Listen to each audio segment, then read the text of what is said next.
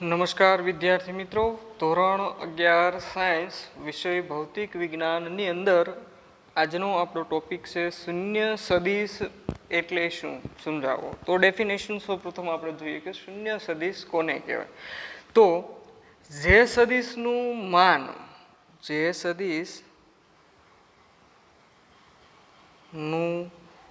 માન એટલે કે મૂલ્ય શૂન્ય હોય તેવા સદિશને શૂન્ય સદિશ કહે છે. ઓકે મિત્રો, આપણી ડેફિનેશન શું છે? જે સદિશનું મૂલ્ય શૂન્ય હોય તો તેવા સદિશને શૂન્ય સદિશ કહેવાય. હવે શૂન્ય સદિશને આપણે કેવી રીતે રજૂ કરીએ મિત્રો? જોઈએ તો કે કોઈ પણ સદિશ હોય, ઓકે, કોઈ સદિશ હોય, કોઈ સદિશમાં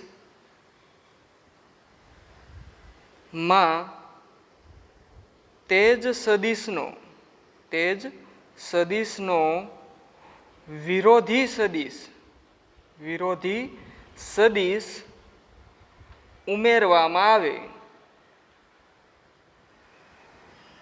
આવે તો મળતા સદિશને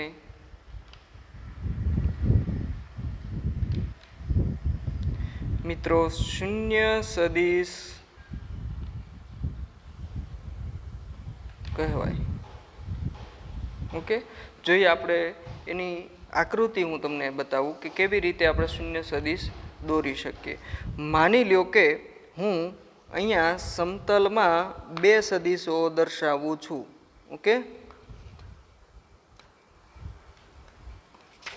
આપ જોઈ શકો છો અહીંયા મેં બે રેખા દોરી છે, જેમાં એક સદિશ છે એની દિશા આ તરફ દર્શાવું. આ સદિશને નામ આપું મિત્રો સદિશ એ. ઓકે, હવે આ સદિશ એનો વિરોધી સદિશ કયો કહેવાય? તો કે આ સદિશ જે દિશામાં હોય એના કરતાં એની જે વિરુદ્ધ દિશા હોય. તો અહીંયા મિત્રો આ સદિશ એ છે અને આ પણ સદિશ એ જ છે, પરંતુ બંનેમાં ડિફરન્સ એ કે બંનેની દિશા જુદી જુદી છે. એટલે આ સદિશનો આ સદિશ વિરોધી સદિશ કહેવાય. તો આ વિરોધી સદિશ થયો. ઓકે, હવે આનો ને આનો આપણે સરવાળો કરીએ તો મિત્રો આવી રીતે થશે કે જો આપણે આનો સરવાળો કરીએ કે દાખલા તરીકે સદિશ એ, ઓકે, આ તરફ, તો સદિશ એનાથી વિરુદ્ધ દિશાનો હોય અને માઇનસ એ કહેવાય. ઓકે, પ્લસ માઇનસ સદિશ એ, તો સદિશ એ પ્લસ માઇનસ સદિશ એ ઇઝ ઇક્વલ ટુ શૂન્ય સદિશ. જો આમાં નિશાનીમાં ખાસ ધ્યાન રાખજો, મેં અહીંયા 0 લખ્યું નથી, પણ 0ની ઉપર શું લખ્યું? સદિશનું ચિહ્ન.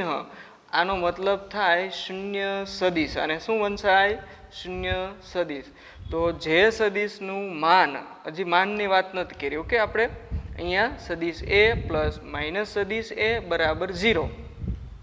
હવે શૂન્ય સદિશનું માન હંમેશા શૂન્ય હોય. કેવું હોય? શૂન્ય સદિશ, જેને મિત્રો આપણે 0ની ઉપર સદિશની નિશાની વડે દર્શાવીશું. ઓકે, તો શૂન્ય સદિશનું મૂલ્ય હંમેશા કેટલું હોય?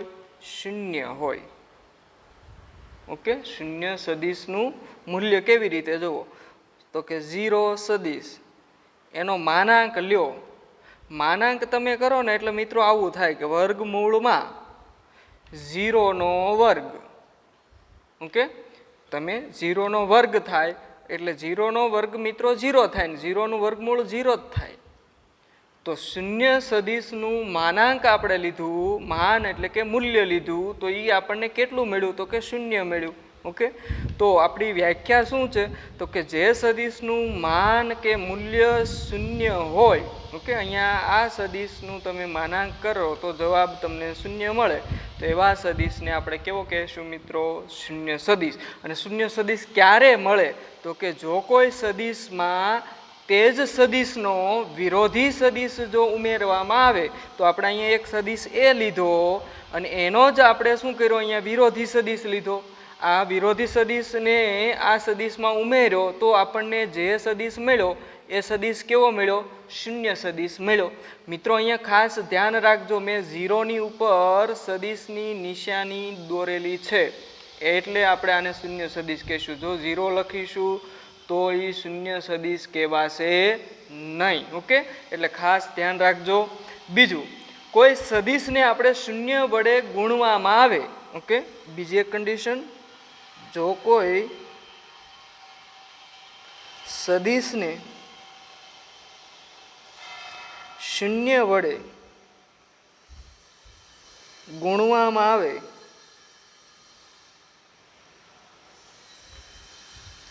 તો પણ શૂન્ય સદિશ મળે. ઓકે, આપણે કોઈ સદિશ હોય એનો વિરોધી સદિશ ઉમેરીએ તો પણ શૂન્ય સદિશ મળે. બીજું અહીંયા કે જો આપણે કોઈ એક સદિશ એ હોય એની સાથે હું ઝીરોને ગુણાકાર કરું તો પણ જે જવાબ મળે એ કેવો મળે? ઝીરો સદિશ. એટલે કોઈ પણ સદિશને શૂન્ય વડે ગુણવામાં આવે તો પણ જવાબ જે મળે એ કેવો મળે?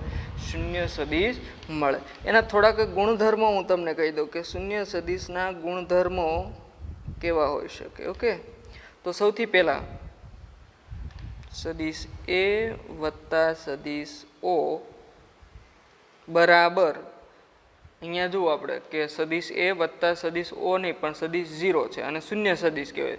શૂન્ય સદિશ અને કોઈ સદિશનો સરવાળો કરવામાં આવે તો સરવાળાના નિયમ અનુસાર આપણે જેમ સાદા સરવાળા ગણીએ તો સાદા સરવાળામાં આપણે આમ લખીએ ને કે 2 વત્તા 0, તો આનો જવાબ કેટલો થાય મિત્રો? 2 થાય ને. એમ અહીંયા આપણે જો સદિશોના ગુણધર્મોમાં કોઈ સદિશનો શૂન્ય સદિશ સાથે સરવાળો કરીએ તો એ આપણને જે સદિશ હોય એ જ મળે. ઓકે, એવી રીતે બીજો એનો ગુણધર્મ છે કે તમે કોઈ વાસ્તવિક સંખ્યા હોય લેમડા, ઓકે, એની સાથે 0 સદિશ ગુણો શૂન્ય સદિશ તો જવાબ કેટલો મળે? શૂન્ય સદિશ જ મળે, જે અહીંયા મેં ઉપર વાત કરી. ઓકે, કે તમે 2 સાથે 0 ગુણો તો જવાબ કેટલો થઈ જાય? 0 થઈ જાય. એમ અહીંયા તમે આ સંખ્યા સાથે શૂન્ય સદિશને ગુણો તો શૂન્ય સદિશ જવાબ મળે છે.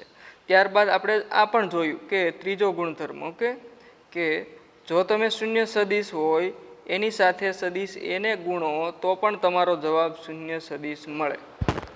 તો આવી રીતે મિત્રો આપણે સદિશોના ગુણધર્મો જોયા, શૂન્ય સદિશ કોને કહેવાય એની વાત કરી. ઓકે, હજી વિસ્તૃત આપણે માહિતી સમજીએ કે ભાઈ શૂન્ય સદિશ છે એને વધારે આપણે સમજવો હોય તો કેવી રીતે આપણે સમજી શકીએ. ઓકે, તો જોઈએ કે શૂન્ય સદિશનો ભૌતિક અર્થ.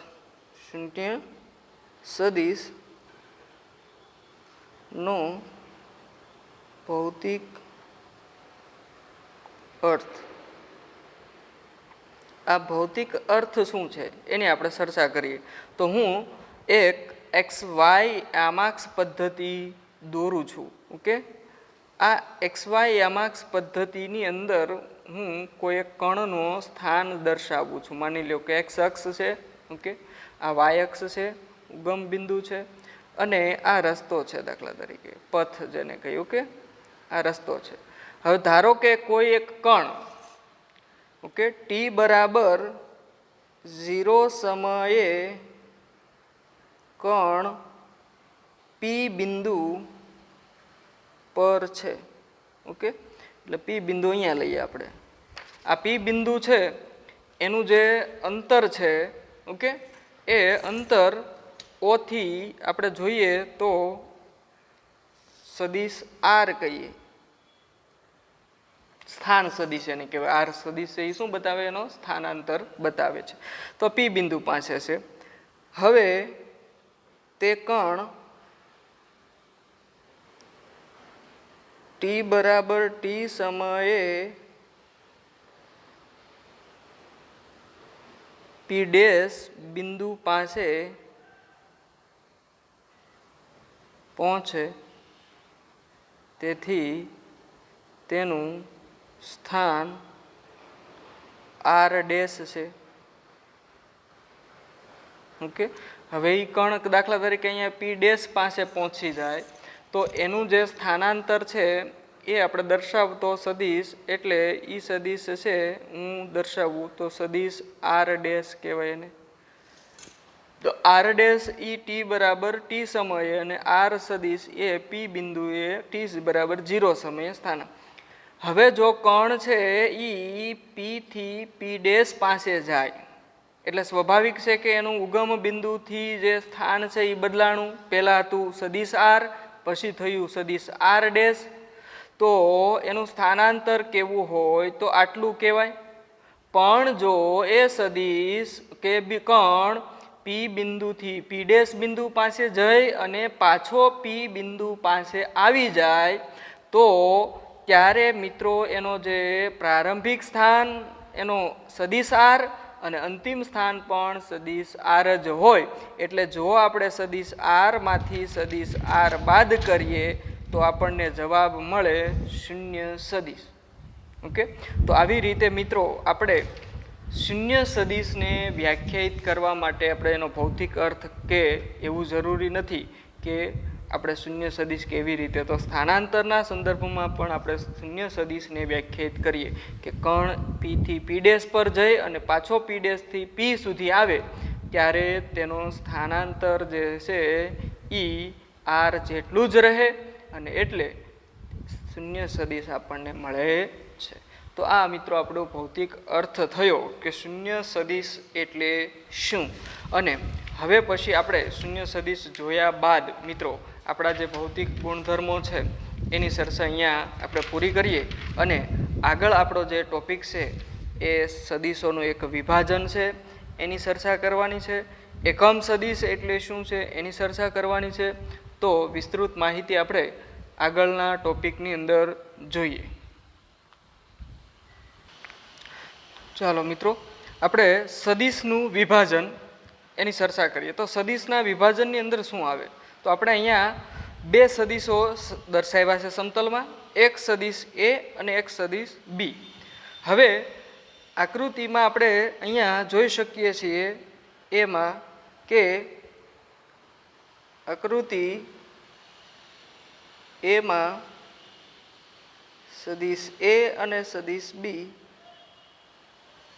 સમતલમાં દર્શાવ્યા. ઓકે, હવે અને આ સદિશો અસમાંતર છે. આપ જોઈ શકો છો સમાંતર કોને કહેવાય અને અસમાંતર કોને કહેવાય. બંનેની દિશાઓ જુદી હોય કે બંને મૂલ્યો અસમાન હોય અને અલગ અલગ દિશાઓમાં હોય એટલે અસમાંતર સદિશો આ કહેવાય. હવે મિત્રો આપણે એનું કોઈ વિભાજન કરવું છે તો આપણે સદિશ એ અને સદિશ બી નું સદિશ આર માં વિભાજન કરવું.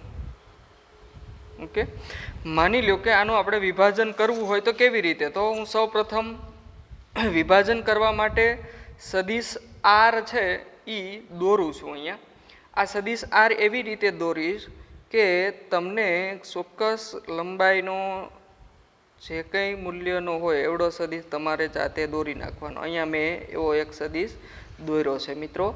આ સદિશને હું નામ આપું સદિશ આર, જેની દિશા પણ હું અહીંયા દર્શાવું છું તીરની નિશાની વડે, કંઈક આવી રીતે. ઓકે મિત્રો, આ સદિશ આર થયો.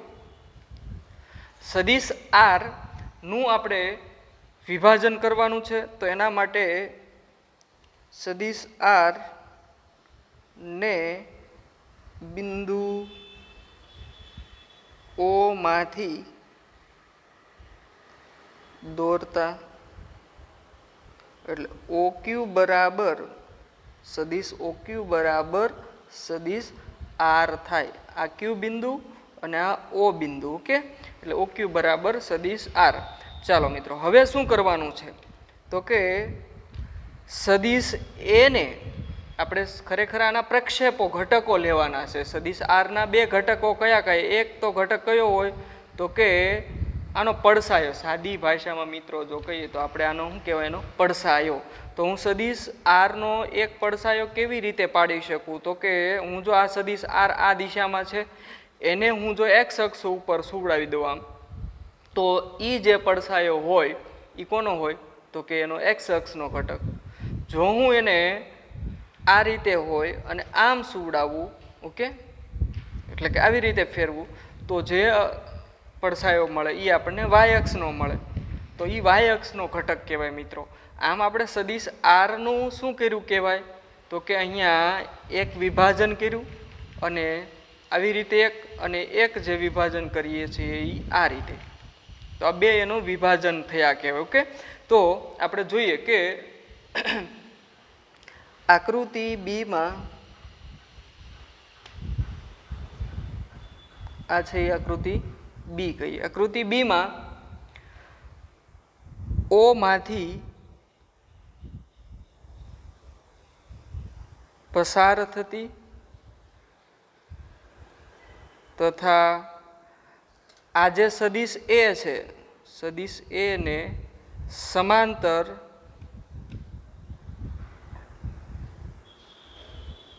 હોય તેવી રેખા દોરો.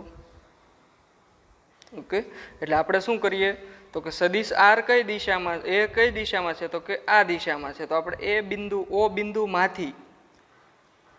બિંદુમાંથી અને સદિશ એ ને સમાંતર આપ જોઈ શકો. સદિશ એ ની દિશા આમ છે તો આપણે સદિશ અહીંયા જે દોરવાનો છે એ પણ કેવો દિશામાં તો કે સદિશ એ ની દિશામાં દોરવાનો છે. ઓકે, આ છે એને આપણે પી બિંદુ આપીએ એટલે ઓપી. એટલે ઓપી બરાબર સદિશ એ નથી, મેં શબ્દનો પ્રયોજન શું કર્યું? સમાંતર હોય. ઓકે, સમાંતરનો મતલબ થાય એની દિશામાં અને એના કરતાં વધારે અથવા ઓછા મૂલ્યનો. તો અહીંયા આપણે એ જે લઈએ છીએ એ લેમડા ઇન્ટુ સદિશ એ, લેમડા ઇન્ટુ સદિશ એ લેતા તથા સદિશ બી ને સમાંતર ક્યુ બિંદુમાંથી સદિશ દોરતા.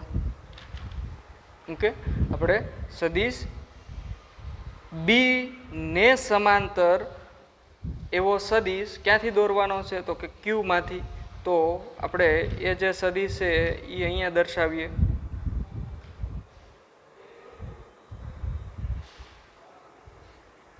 તો આ સદિશ બી છે એની દિશામાં જ આપણે સદિશ અહીંયા દોર્યો છે, જેની દિશા આવી રીતે હોય અહીંયા.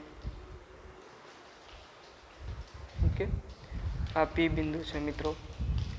તો આપણે અહીંયા સદિશ આ જે દોર્યો ઈ મ્યુ એક વાસ્તવિક અથવા તો સંખ્યા છે મ્યુ પણ. ઓકે, મ્યુ ઇન્ટુ લેમડા બી દોરતા એટલે અહીં લખું છું કે ક્યુપી બરાબર કે પીક્યુ બરાબર મ્યુ ઇન્ટુ સદિશ બી.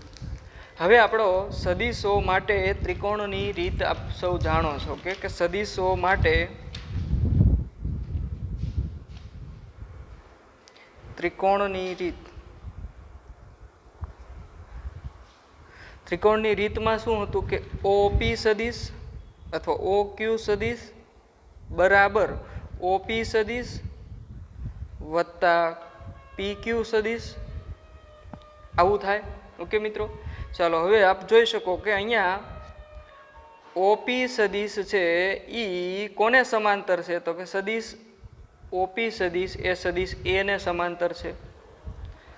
વળી ક્યુપી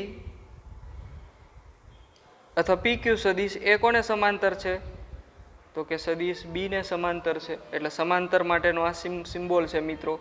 જો સમાંતર હોય તો એના માટેનો સિમ્બોલ છે બે ઊભા લીટા. ઓકે, અને લંબ હોય તો એના માટે મિત્રો છે આવી રીતે ઊંધો ટી. ઓકે, આ લંબનું ચિહ્ન અને આ સમાંતરનું ચિહ્ન. ઓકે, યાદ રાખજો. તો સમાંતર માટે લેમ્બડા બી. હવે એના ઉપરથી આપણે અહીંયા લખી શકીએ આવું મિત્રો કે ક્યુ ઓ ક્યુ બરાબર શું છે તો કે સદિશ આર. ઓપી બરાબર શું છે તો કે લેમ્બડા ઇન્ટુ સદિશ એ. પીક્યુ બરાબર શું છે તો કે મ્યુ ઇન્ટુ સદિશ બી. તો આ મિત્રો આપણે શું કર્યું કહેવાય, સદિશ એ અને સદિશ બીનું લેમ્બડા ઇન્ટુ એ તથા મ્યુ ઇન્ટુ બીમાં સદિશ આરનું વિભાજન કર્યું કહેવાય. અને આને આવી રીતે પણ લખાય કે સદિશ આર બરાબર, ઓકે, સદિશ આર બરાબર લેમ્બડા ઇન્ટુ સદિશ એ શું છે, લેમ્બડા ઇન્ટુ એ સદિશ જે મળ્યો ઓપી એ શું છે તો કે સદિશ આરનો સદિશ એને એની દિશાનો ઘટક છે. ઓકે, હા, પ્લસ જે આપણને બી સદિશ મ્યુ બી છે એ શું છે તો કે સદિશ આર ની કે આરનો સદિશ બીની દિશાનો ઘટક છે. તો આપણને આવી રીતે સદિશ એ અને સદિશ બીની દિશાના ઘટકો, સોરી, સદિશ આરના એ તથા બીની દિશાના ઘટકો મળી શકે, જેને આપણે મિત્રો શું કર્યું કહેવાય તો કે એનું વિભાજન કર્યું કહેવાય. ઓકે મિત્રો, તો આપણો અહીંયા ટોપિક છે એ પૂરો કરીએ અને નેક્સ્ટ લેક્ચરમાં આપણે એકમ સદિશની વાત કરવાના છીએ. એટલે ખાસ વિભાજન અને શૂન્ય સદિશની આપણે જે વાત કરીએ દરેક વિદ્યાર્થી મિત્રોએ સમજવાની છે. ઓકે.